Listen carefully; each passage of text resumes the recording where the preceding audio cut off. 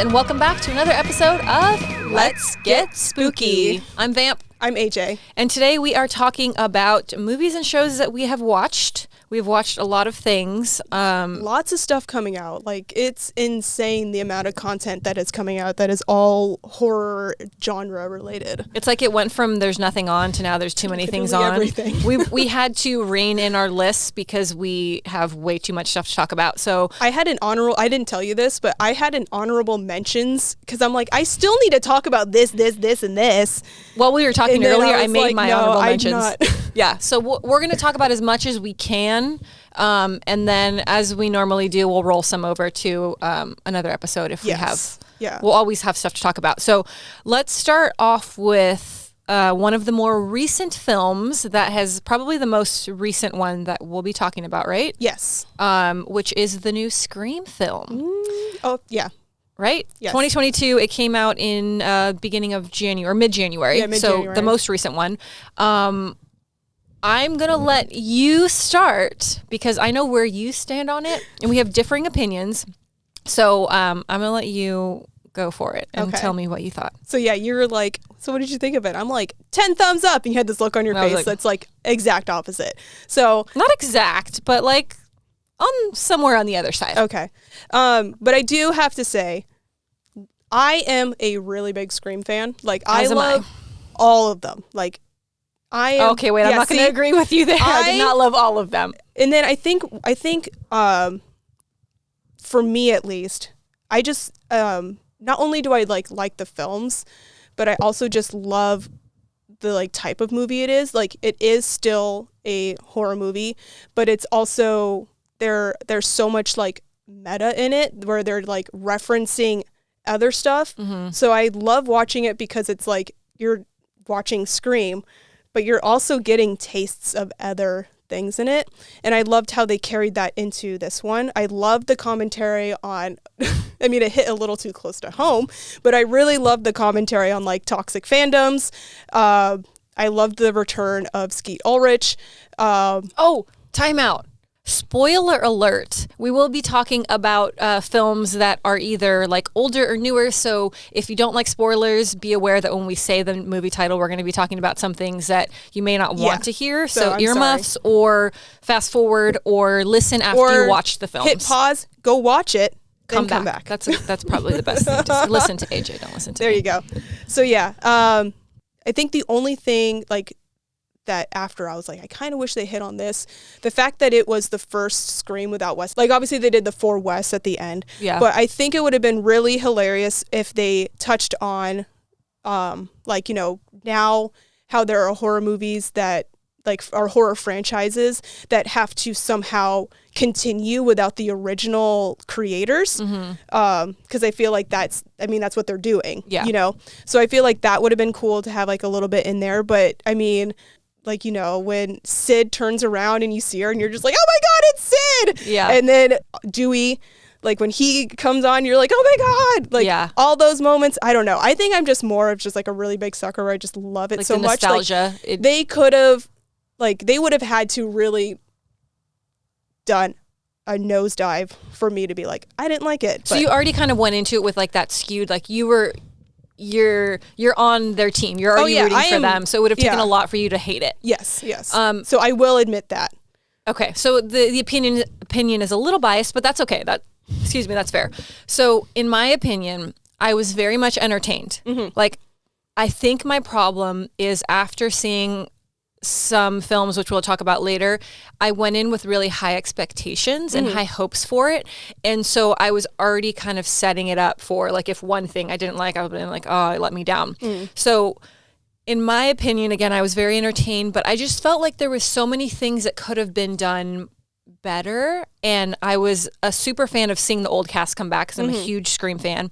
So when I did see Sydney and Gail and Dewey, I was really pumped about that, but I just wanted more out of them. And I wanted Gail and Sydney to be more badass. And I felt like they did have like those moments where it was like the hero shot. Yeah. But I just felt like it was such an opportunity to have like the older generation come back and kick ass. And it was just kind of like, meh, like pew pew. Like it was just very like gently done. And the one thing for the newer, younger cast, which I thought that the gore scenes and the kills were awesome. But I just felt like there was like you're saying you appreciated like that meta and like taking notice of like older things and making reference. I was kind of annoyed by that because I felt like it was so much of that. I was like, okay, we get it. Yeah. Like I get the point you're making, just like go find the killer, you know? And I felt like it was a lot of talking in points where I was like, shh, let it be scary. Just stop talking so much. But overall, I was entertained. I'm glad I saw it in theaters. I really think that the experience changes than streaming at home, which we've been doing a lot of stuff is going straight to like streaming services. So it was nice to be back in the theater and see a movie on the big screen, but there was so much room for like just more. And I think that's what it was. I was just wanting a little bit more in certain scenes. But overall, I would recommend the film. Yeah, I would watch it, especially if you're a Scream fan. Yeah, if you liked any of the other ones, I definitely think you definitely should go and see it.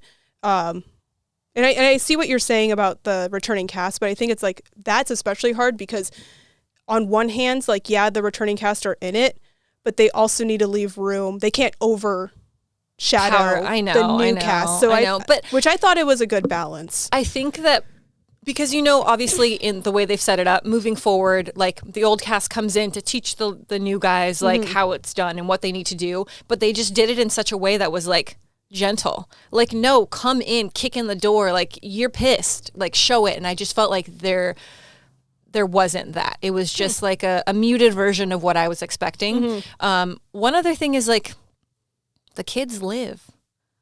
Like in the end, like everybody's living. I'm like, come on, like everybody needs to die. There just needs to be like a couple to like move on. We don't need everybody to live. And also, how the hell did they live? Those kids got stabbed, like brutally stabbed. Nobody survives that. So, you know, that's just my opinion. Again, what did you think of the killers? Like, because I mean, when I was watching it, I think it was like the hospital scene, like when they go and see what's her in the hospital. Right then I'm like, oh well, she's the her best friend. I'm like, oh, she's one of the killers. From the like beginning, I knew that from the beginning. Like on one hand, like I could see that being annoying, but I was like, it's fine. I don't need, like, you know. But then there was a few times when I was annoyed. I didn't really like. I thought them pointing out like Jack Quaid's character as being like, oh, well, it's always the boyfriend. Yeah. Like, I was like, oh, they're just very heavy-handed with that because they're like, you know, it's going to be a switch where it's not him. But then when it was them him, from the beginning, both of them, I was like, she's a shitty best friend, and I just don't like the way he looks. Like, they're the killers. And then at the end, I think that was also another thing is, like, there's been a lot of films that have come out that have been so twisty with the plots, where you think you figured it out, and you're like, oh my God, I was completely wrong. Yeah. And this one, from the beginning, I knew who it was, and so at the end, I was like, well, I knew it. You know, and not that that's a bad thing. Yeah. It just left me leaving wanting more. And again, if another Scream film comes out, I'm still going to watch it. I was very upset when Dewey died. Me too. He's my favorite. Like, Matt kept saying he's going to do it. They're going to do Dewey in, and I'm like, shut can't. Your mouth, shut your whore mouth. You just be quiet. And then when the moment when Sid was on the phone was like to him, like, please, like, just be careful. I'm like, yeah. The second I know it. Like, now I know he's going to die. The second he turns around, I'm like, yeah, why? This is it. Why? And I was so sad, but I get it. Like, you know, you have to, I guess, have to do it. But. Not everybody could live forever, but, you know, sometimes your heart gets broken and it's for the best. So. Oh, another thing. I was also kind of sad. They did have Randy, his sister, and they go to his house and they have like a picture of him and stuff. I was sort of hoping that they would find another like videotape of him like giving more rules or something, and they're like, we just dusted this off from his room and let's pop. Does anybody have a VHS or like, you know, something like that? Because I really loved when they did that in the third one when he came in and it's like, okay, yeah, I did like we're back again. If you're watching this, that means I'm dead. Like, you know, like that kind of. I just loved his character. He's one of my favorite characters. So when the girl is sitting on the couch and she's like, "Come on, like don't," and like she's saying all the things that are happening. Like, I laughed at that part, and I think that's the thing is, in the original, it's a horror movie, but it's like it has that that campy kind of comedic value to it. I didn't laugh that much. Oh my God, that got me when she was on the couch watching him on the couch and doing the turn around. Yeah. Come, Jamie, turn around. And then she's doing it. I was like, okay. See, I laughed that's the thing. That's the stuff where I was like, they got me. But I didn't laugh as much as I would have liked to laugh. I don't know. It's fine, though. I think you still watch it if you're a fan of Scream. Definitely still watch it. And we just differ in opinions. But yeah, and that's fine. It was good overall. So another one, and I would say that this film was the top film for me for 2021, and it's Ghostbusters Afterlife. Oh, it was very good. So good.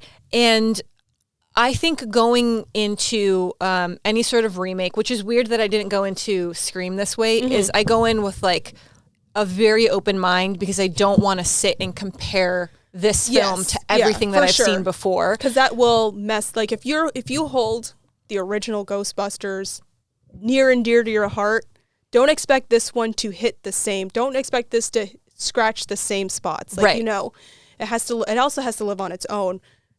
But it's nice if it does do that original stuff. And it was like, did not disappoint whatsoever. It was, I laughed, I cried some more, I laughed, I clapped, I cheered. Like, it was so much fun from beginning to end. It paid homage to the original. I mean, I feel like spoiler alert because obviously, like, it's been out for a while, so you've probably seen the spoilers on the internet, but bringing back the original cast and the way that they did it, Jason Reitman killed it. And I know that it was really cool hearing interviews with him where he's like, no, like my dad was there with me and just having that, like having that person there that was like brought the original Ghostbusters to life and having that person like having your back and guiding you through that, like how fun to have that as like a family experience. For sure. But also the film was just like, Paul Rudd is hilarious. Oh my God. The kids, McKenna Grace. Phoebe, that character is so good. So they're just so fun. The little, the kid that has the podcast, I forgot his name. Yeah, podcast. He is so great. It was just done really, really well. And like, I mean, I never thought I'd watch Ghostbusters and be like, like crying. Yeah. And I don't know. I just loved it. The only thing that I would say is I really wanted Slimer. And seeing some of the previews, cool. I was like, oh, we're going to. And then when I saw him on camera, I was like, but that's not Slimer. Yeah. So hopefully in the next one we get OG Slimer back. Which would be cool. Yeah. It was so fun. I also felt like they handled the Egon stuff really well. Yes. Like when you first saw his hand, I was like, please don't mess this up. Please, Egon. I love him so much. Do not mess this up. And I felt like they handled it really well. Yeah. And it was like heartfelt. And that's when you're just like, oh my God, why cry? I was like a mess. I remember at one point Cameron looked over at me and it was like this is a movie, you know, it's a movie, right? Even for Spider-Man, I know Spider-Man's not spooky at all, but I love Spider-Man as well. I would say that those were my top two films for 2021 were Ghostbusters and Spider-Man. He looked over and I was like, I had tissue stuff up my nose. I'm like wiping it on my sleeve. And he was like, this isn't real life. And I'm like, but it is. It is. It's to hitting. me right now, this is real life. So I mean, Ghostbusters for me was a 10 out of 10. Oh yeah, it was great. And I think I was so happy that it was good because the one before, I'm going to throw it under the bus and I'm going to stomp on it because I was not pleased whatsoever. And I was so sad because I love Kate McKinnon. I love Leslie Jones. I'm like, you have some of the funniest ladies in it. But it doesn't like, matter about their talent. It's if the content itself, and that's why I always feel bad is like sometimes actors get a bad rap. Is like, oh, they did a bad job. They maybe in delivery in some cases, but you're reading something someone else wrote, and if that's not good, then you can only do so much. Yeah, for sure. And I it was like actually recently that I saw someone like was delving into that, diving deep into that movie, and they pointed out the fact that pretty much all the characters were Venkmans. And like that's the problem. You can't like the thing that makes Ghostbusters so great is the dynamic between and how they work all the together. different characters and how they work together and how they like you can't have everyone can't be the funny guy. 4 funny guys. Right. You have to have the like the scientific mind and like the one who doesn't Someone really to understand level up. jokes You can't to have, bounce the jokes off of. Right, you know? and you can't have 5 funny guys, but it's not going to be good. Yeah. It's not going to be balanced. People are going to be like, okay, well, all of this is like jokes after jokes. Yeah. And there's no story. There's nothing that you gravitate to or attach to. So this wasn't a remake. We're not trying to remake something. Yeah. We're trying to expand on a story that's already there. And just it was done in a very, very good way. So if you haven't seen it, go see it. And if you can see it in a theater, I don't know if it's still, I think some theaters are still playing it, but it might be like jumping out of theaters soon. Yeah. So, I also feel like it's perfect because it kind of like, springboards into, it can expand now. Like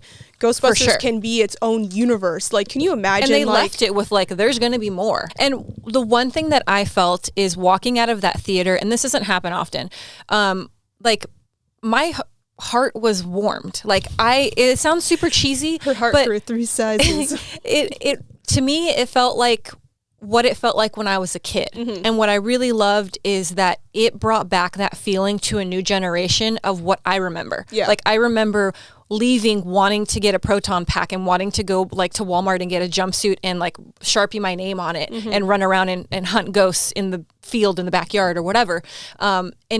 I left feeling that way. I left feeling like kids are going to watch this movie and kids are going to be really pumped about Ghostbusters. Yeah. And I feel like the previous one clearly did not do that. Oh yeah. So A+. Yes. Give that 2 thumbs up. Lots of A+. Should we go on to Nightmare Alley? Yeah. So the next one we're going to talk about is Nightmare Alley, and I'm going to talk about the 1947 version, and AJ is going to talk about the 2022 version. Guillermo del Toro version. So at first when that, the new version, like I saw previews and stuff, I didn't know that it was like an older movie. I had no idea. And it was on TV and we watched it. And for an older film, it was an hour and 50, right under 2 hours. So for an older film, that's a really that seems very long time. And the minute it started, I was 100% sucked in for the whole 2 hours. Like it did not feel like 2 hours. The film was done so well. It was in black and white. And the original came out in 1947. So a very, very long time ago. The adaptation seems pretty similar, but from like hearing little tidbits. I haven't seen the new version yet. There are some slight variations like in the story. They obviously hit the same plot because they're both based off of the same book. Right. So they go along the same line, but how certain little things are done are a little bit different. So the original, which I feel like the new one, I guess the plot is pretty similar. So the original is set in the 1940s in New York, and the main character is Stanton Carlisle.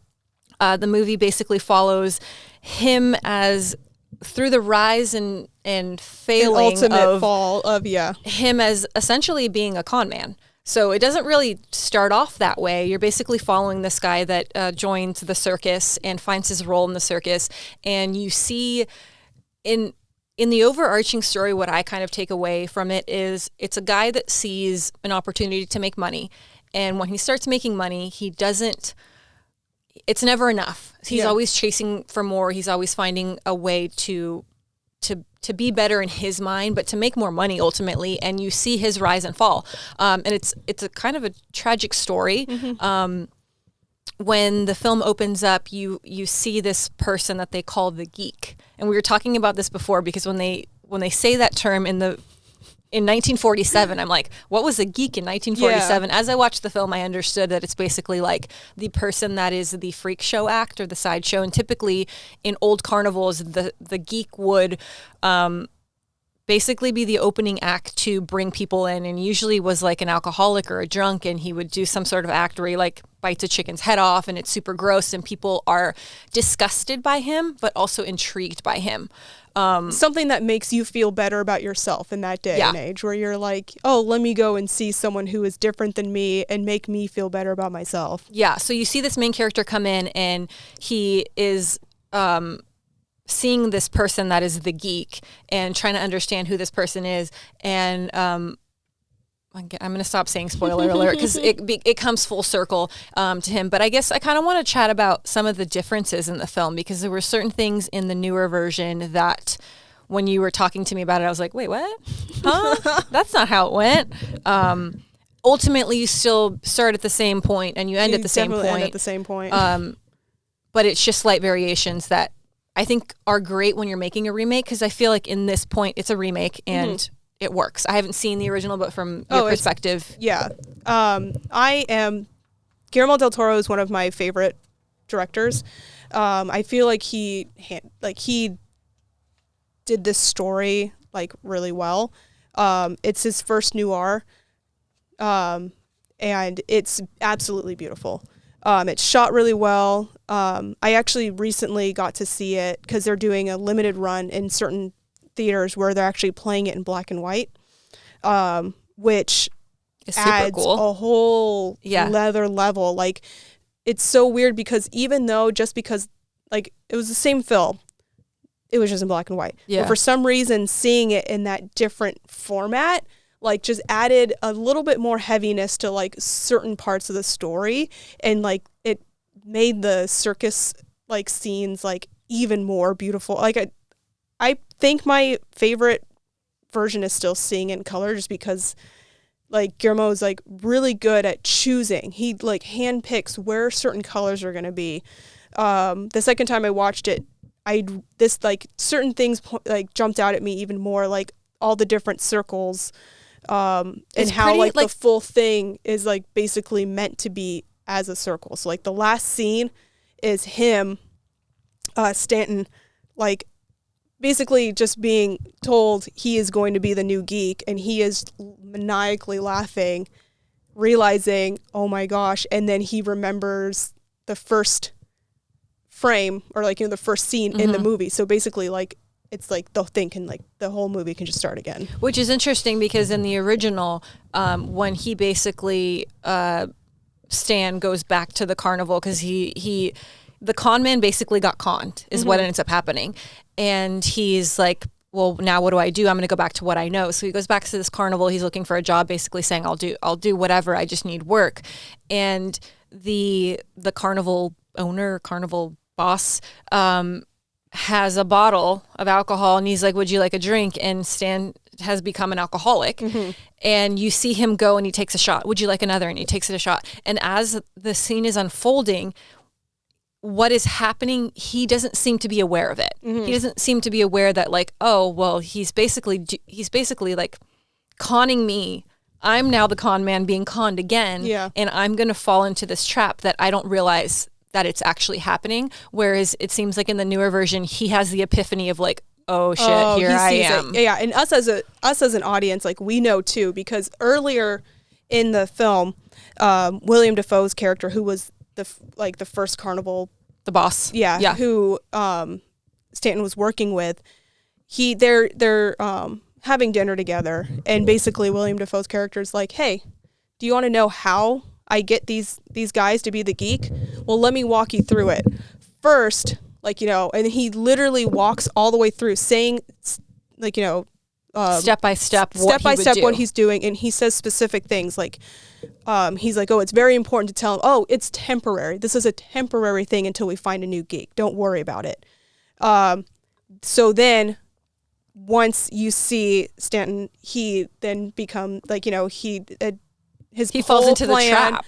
Completely comes derailed. He is now living on the streets. He's an alcoholic. He goes to the carnival again to try and be he wants to do his mentalist trick there, and he's like, oh, and the new guy's like, oh, you smell like alcohol. I don't hire boozers. And then he tries to turn him away, and then he's actually, you know what? Carnival man to carnival man, let me sit you down. Let's have a drink together. And then he's like, you know what? I may have a job for you. It's only temporary. And you see that he is doing exactly what was laid out earlier in the film, exactly to him. And he realizes it too. And he's like, when he's like, oh, do you know what a geek is? And he's like, oh, I was born for this. Yeah. Like, he realizes, oh my gosh, I am here. this is where, I mean, probably not where he wanted to be, where he was meant to be, because that's where he ended up. But I do want to see the new one, because I love to see like the adaptation, and I just really enjoyed it. I would say that if you're going to see the new one, watch the old one. I wanted to. I wanted to I wanted to see the original one before I saw the new one. I also wanted to read the book. Yeah. But of course, because it is based on a book. Yeah. But time runs. Yeah. Well, it's to read the whole book and then watch a 2-hour movie. That's a lot of homework when you're like, I just want to be entertained. But I would say that it's interesting to see the different perspectives. I would love to see it first in black and white, the new one, like you had the option, and then see it in color. Because to me, when you see something in black and white, it leaves that room for like a little, I know it's just color, but you do watch it a different way. Yeah. You have that like part of your mind that's imagining, I mean, what color are their outfits? And especially in like a circus atmosphere, the entire time, I was telling you this earlier, the entire time I watch a film in black and white, I'm constantly thinking like, what color is her dress? Not that it's relevant or that it matters, but it's just that part of your mind wanting more, because we're so used to seeing things in color. So I really enjoyed the original. I'm sure I'm really going to enjoy the newer version. It's great. Shall we move on to what's next? I think this is where our list split. Do you want to do one of yours and then I'll do one of mine? Sure. We can jump to my other favorite director, Edgar Wright, because he put out Last Night in Soho. I don't know if you saw it. I have not. It's on my watch list. I am ready to watch it. It's very, I mean, like I said, I've heard great things about it. I'm a really big Edgar Wright fan. To me, this is one of his, it's like, just like, it's not, like, because when you go to an Edgar Wright film, like there's certain things like, you know, the fast cuts, like the really clever kind of cuts in it. There's a little bit less of that in this one, which was kind of interesting, but it's definitely one of his most like polished films. It's really cool. A lot of the storytelling, like visuals that they do, because so basically the story is it's in London. A young girl who's an aspiring fashion designer, she goes to London to go to, like, you know, a fashion school. You find out that she kind of has this connection to the other side. Like, she sees her mother who has passed. She kind of sees ghosts. Somehow her being in London in this one apartment, she somehow is able to transport herself to the 1960s London, where she kind of encounters this, she's like kind of like a wannabe singer. She wants to be a star, and finds that there might be a little more mysterious kind of murdery line to her story, and tries to help kind of basically solve this murder from modern time that happened in the 60s. Okay. But like I said, so Thomasin McKenzie, and then Anna Taylor-Joy. So they're the. And I like her. She has. I feel like she's good for it. She has like such a distinct look. She looks very 60s in this. Like she has like that beautiful look, like old timey glamour look. Yeah. There's a lot of editing stuff because, the main girl, she kind of sees herself as her at first. She's like, I want to be her. So like she gets her hair done the same way. Like, you know, she tries to kind of like emulate her a bit, and that's when she kind of dives deeper into what this like mystery. The little bits that I have seen, just like people talking about it in trailers and like little preview things, it looks beautiful. So I was also, because it's funny, because Edgar Wright, a lot of times he works with the cinematographer Bill Pope, and this is one where he wasn't. He worked with a different cinematographer. So at first because I think Bill Pope was off doing Shang-Chi, so I was like, oh no, he's not going to be working with Bill Pope. Like it's going to be so different. Gonna be sad, but it was beautiful. It was beautifully shot. On my watch list. Yes, please put it on your watch. So one of the things that I watched recently, and this was like not super recent, it came out in 2021, but it's called City of Angels, City of Death, and it is a serial killer documentary made by ABC News, and it's on Hulu right now, streaming. I think it's 6 episodes, but it's basically talking about all of the serial killers in Los Angeles from the 1970s to the 1980s. There were, I think it was like about 20 different serial killers around that time, and the crazy thing is, so I'm fascinated by serial killers, but in this time frame, the fact that they got away with it for so long. And the one great thing about this documentary is you're hearing stories about people that all have been caught. So you're not like, oh, you're shit, not worried, this guy's like, oh, let me lock my door. Yeah, he's going to climb through my window while I'm watching this show on Hulu. So they were all eventually caught. But this was a time where it's not like now where we have the internet and where if something's going on, departments would talk to each other and like, hey, we have this case. Oh, wow, you have that case in a different county. Oh, these are really similar. It might be the same guy. Yeah. This was before all of that time. So it was basically, there was no DNA. There was no internet. There was no like people sharing information. It was kind of the luck of the draw is if for some reason a detective was pulled to another county or another city, because their case brought them there, that they could bring facts to the other police department. So there was, I'm going to name some of these serial killers because it was also at the time of like the names that they named these serial killers. There was the Hillside Strangler, which I remember, the Skid Row Stabber, this is just some of them. This isn't all of them. These are just really bad sports teams names. There was the Freeway Killer. There was the dating. What was it? The Dating Show? Or hold on, this one was. I'm pretty sure it was. Oh, is he the one? He was on the. He was on the dating. He was on the dating game. Yeah. The dating game killer. And so you're watching these, and so they actually have the clips of him on the dating game, and I'm like, wow, that guy is a creep. He just looks creepy. But I guess we can say that now because we have like these preconceived notions of what a serial killer is like because we've seen so many of them get caught or so many of the stories. But they show. I think it's towards the end. It's like episode 4 or 5 where they show the clip of him on the dating game and like his answer is so cringy and you're like, I just want to punch that guy in the face. And then they tell the story about the woman who was who was finding the date, you know? And so he wins, she picks him. And then at the end, she has a talk with the producers and she's like, after having a conversation with him was like, I am sorry. I hope you're not mad, but I can't. Out. Not going on a date with him, like there's just something wrong with this guy. And then come to find out that he was a freaking serial killer and he was so pompous. And I mean, I think my fascination with shows like this is just all of the people around.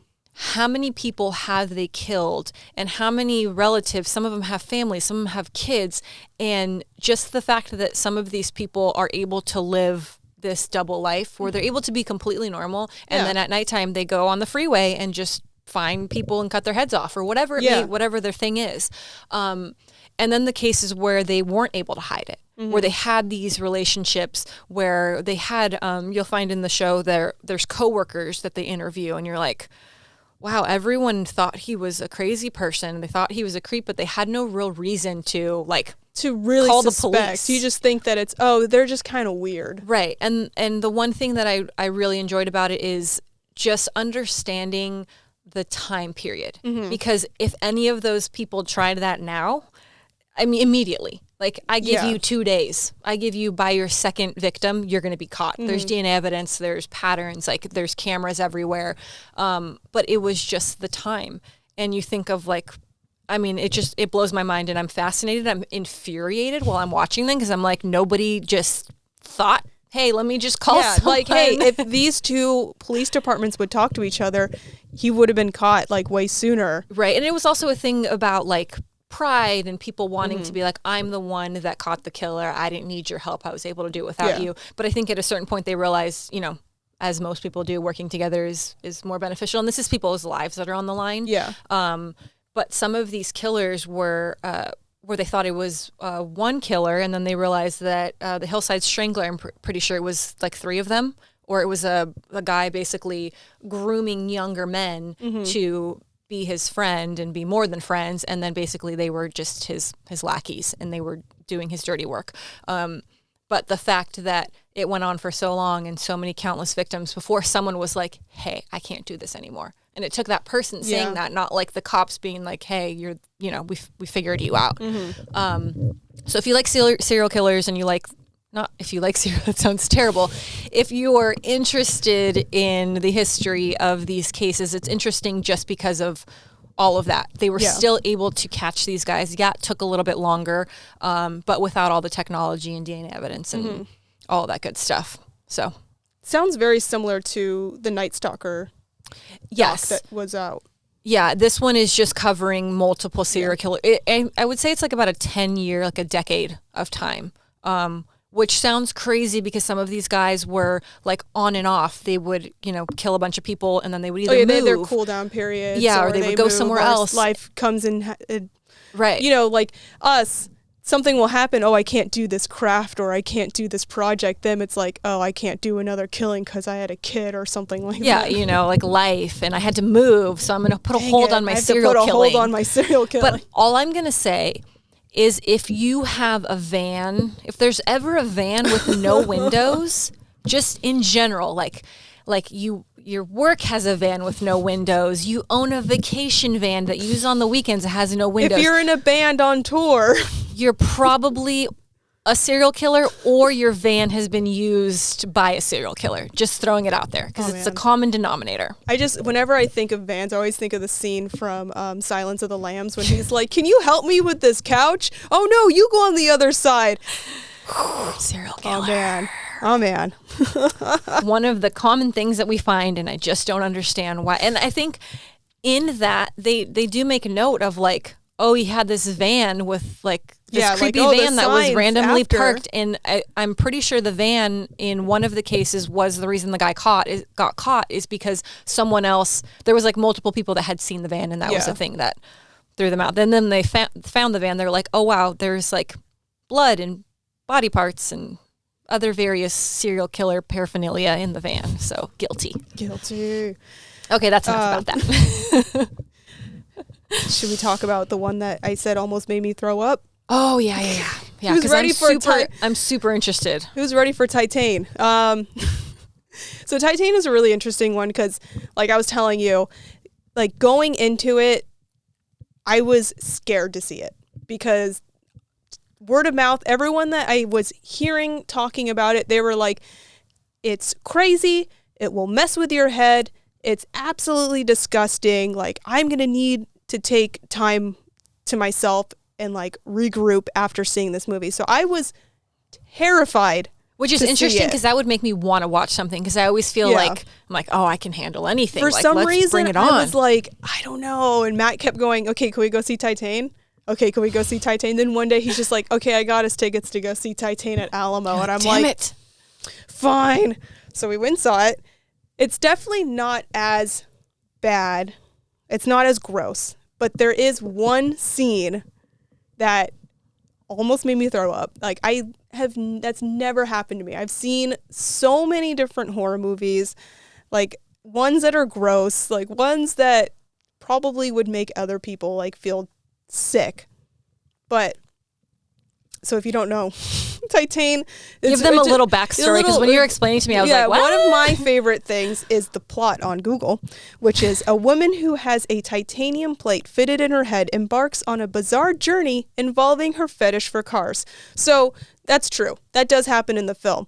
One thing that I also really think about I think is really interesting about this film, it's kind of like 3 different films in one. So like, the beginning is, it shows she gets in an accident as a child. She has to have a titanium plate put in her head to save her. So she has it. She has like a big gnarly scar on the side of her head. Then it shows her a little bit older, and she is a car model. Like those really people who like completely customize their car, like ones that do like tricks, ones that like jump, go on the side, like, lower, go higher, like, crazy paint jobs, all this stuff. So she seems to be a model. Like, you basically just like pose on top of this car. Like car magazine, like in a bikini. You're sitting on the car. Like a cute little outfit and you're posing on this car so people can like take pictures of the car and stuff like that. When you say it out loud, it's very strange. It seems really weird that would be a job, but yep. So that's her job. She has sex with a car. As you naturally do. That's the next step. You go from car accident, loving cars to having a plate put in your head sex with them. Yeah. So has sex with a car. Seems logical. Becomes pregnant from said car. So the scene that literally almost made me throw up. So she puts her hair up in like a bun, and she has kind of like a pointed. Oh, like a little, like a chopstick. How you sort of, and it comes to a point and it's metal. Got it. So earlier in the film, like you see her kill someone with it, but she's like, I do not want to have a child because I don't know what it is. Like, is it from this experience that I had with this car? Like, what is happening? It's like, it hurts. Like, what is going on? She takes it and tries to abort this pregnancy. Car baby. And the combination of how they shot it, the sound, I can tell you, like the sound effects for this movie, like even for like the killing part, like any like the violent parts, like super gruesome sound, like just sounds super like what I would think would be real sounding. I literally almost threw up during that scene. And there was like a couple times where I'm like, why am I watching this? As you're explaining it, I'm like, it's just so hard to visualize all of the things you're saying that would be in a movie that would make sense, that would make like gross you out. But I think that's what's fascinating about it is none of it makes any sense. Yeah, because and it's intriguing. And like I said, so like so that's like kind of like the first part. Then she goes home because she just killed a bunch of people. She goes home and kills her parents, and then she goes on the run. Because now I'm a wanted for any killer. Particular reason, or just she was like, because she knew she was gonna be caught. Oh. No, but like to go home and like, okay, now I'm going to go kill my parents. Like, was there any reason, or she didn't really like them too much, but I think it's mostly just like, she's a little hoo-hoo. I mean, so, the car and her and okay. you know her past. Yeah. So then she does that. Then she's on the run. Then she comes in contact with this gentleman who lost his son years prior, still is holding out hope that his son is alive. He goes missing, so like he's holding hope that he's alive. She impersonates this kid who is now older because he's been missing for a while, pretends to be him. She tapes down her chest. She wears really baggy clothes because now she's starting to show that she's pregnant. And basically imitates this guy's missing son. It's like at first you're like, that's awful because you're like giving this, like, it's not real. Yeah. Like, you're that not sucks this for that actual guy. son. Yeah. But then you realize that the guy is so broken by what happened that he is just happy that there's someone in his life. Yeah. And then you start feeling like happy that she is there impersonating. And it comes to a point where he's like, I know you're not my son, but like, you can stay because like, I appreciate what you did for me. I appreciate you lying to me, but so, like, it helped filling me. that void in my life. And then, oh my gosh, I just remembered another thing. There's parts where they show her, she itches her stomach. She's like, has her big, and it's the sound of like the itching is so awful. It just is, it bores into it like drills into your head. And then her stomach starts to split open and you see that her pregnant belly is like this metal piece. And then she's like starting to give birth to this baby by herself in the bathroom. And it just seems like the most painful thing ever. Like, pregnant kudos to anyone who has given birth to a child. Like, I could not imagine what that feels like. Like, and a car baby? Yeah, a car baby on top of that. But yeah, she gives birth to a half car, half normal baby. So overall, you would give it a good or bad review? Overall, it's one of those films that I'm like, I'm happy I saw it. It was beautifully shot. Even though there were like the really gross parts, like the part that I said literally almost made me throw up. It was a very good film. it's not something I need to watch again. Got it. But I do think that people. I mean, I'm should see intrigued. it. I definitely want to watch it. It sounds really weird and interesting. Yeah. I have only had fairly recently one moment where I've watched something like in the horror genre that's made me like spit started coming up, like the gag reflex. Mm-hmm. It was the new Candyman where they show the close up of his skin, and whenever I go to theater, I take a blanket because I'm always cold. So I'm like the old lady with my popcorn in a blanket. And I could see that that's where it was going when you see his hand start getting like the weird little holes. And as that basically develops, I'm like, can you just go to the doctor? Because this is going to get really gross and I can't do it. Yeah. And so the scene where they show it and it's on his face, he's like strapped down in the chair and they're just zooming in on it. I was ready to grab my cup because the saliva was coming up. And it's not because I have tryptophobia, so it's that pattern thing. And I honestly I rewatched a part of it and I can't look at it. I try to force myself the second time, just open your eyes and just look at it. And I can't. My skin was crawling. I was itchy for like hours after. Yeah. It was so disgusting. And I think if I would have kept watching, I would have barfed. Like it was coming up and I was like, oh my God, I cannot look at this. It was so gross. So, but that's it to me. Like that's what grosses me out. Like I can watch gore and all this other gross stuff and I'm like, that's fine. I'll kind of be like, ew, I'll look away. But that did it for me. I was like, this is disgusting. Yeah. That was the scariest part of the movie for me. And I love the new Candyman film also. Yeah, that's a great film too. So we have a lot that we didn't get to. I know. I'm like looking at my list. I'm like, I didn't get to talk about Jennifer Connelly communicating with insects. Go see Phenomena. Yeah, I'm from intrigued 1985. for that one. Everyone. Midnight Mass, the new Midnight Mass that came out last year on Netflix. A+. These are honorable mentions. Love and Monsters was a 2020 film, which I thought was very, very fun and very entertaining. Michael Rooker's in it, so I figured you might like it. Which one's?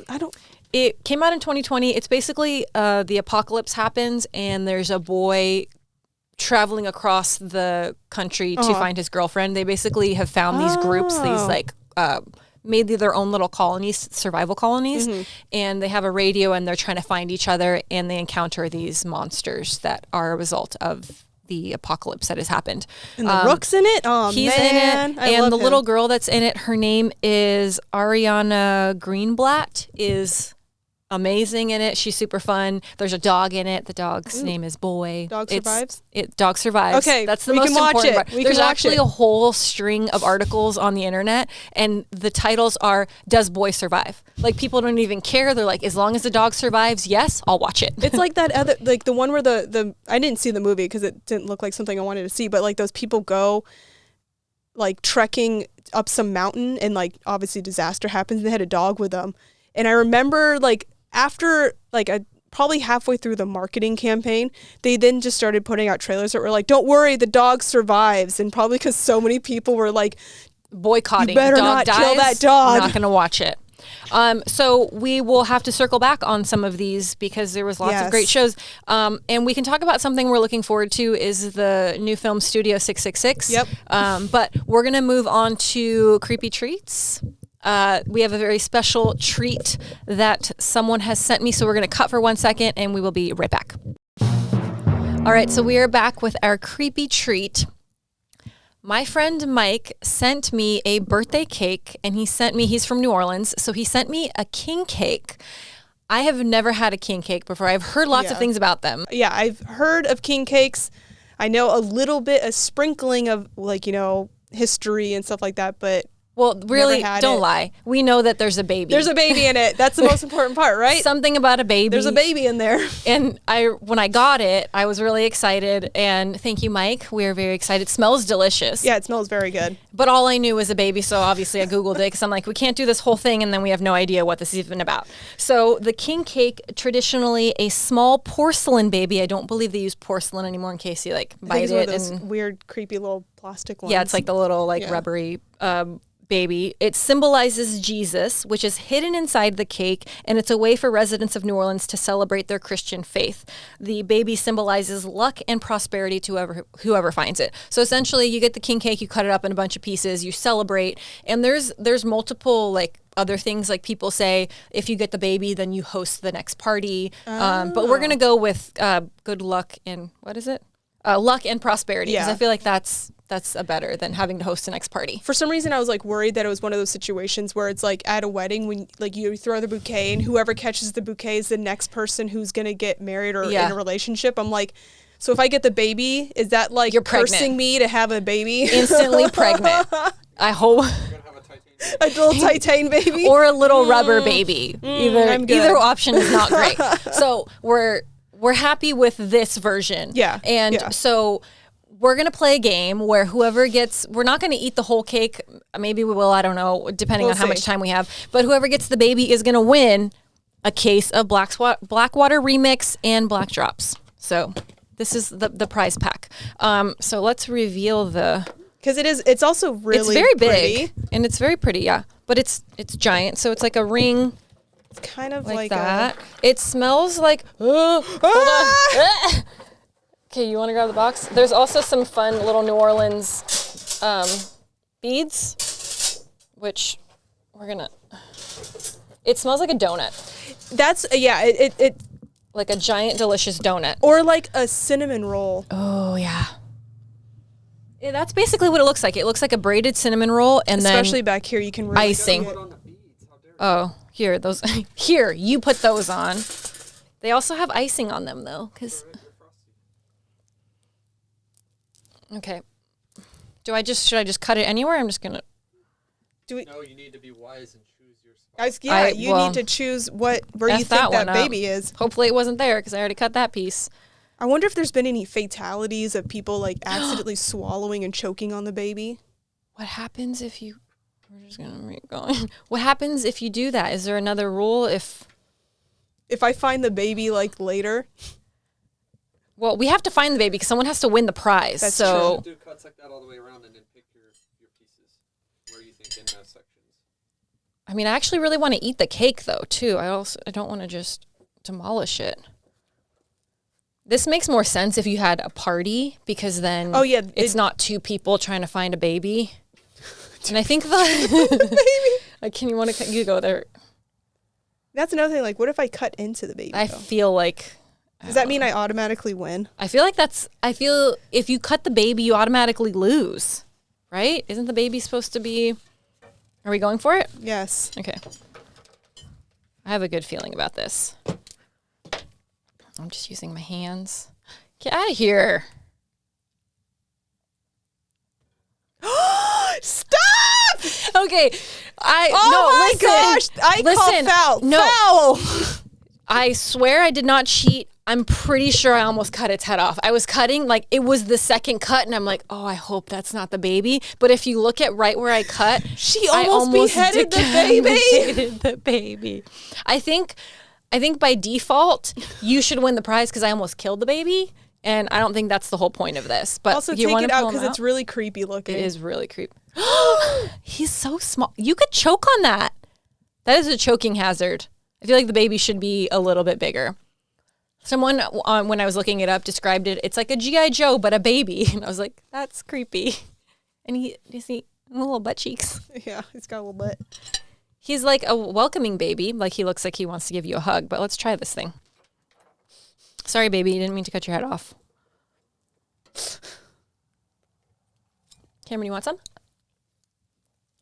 Oh, damn. It's very cinnamon roll-like. Mm-hmm. Which is A+. And the icing is really good. The brand is, if you would like your own, is Manny Rendazzo King Cake. MannyRendazzo.com. They deliver. Mm-hmm. And you can also freeze your king cake and save it for later. Are you sure? It's really good. So sorry, little baby. I almost decapitated you, but you made it. It's pretty hard plastic. I don't think that you could cut it in half, but I'm going to let you win the prize because that's just rude.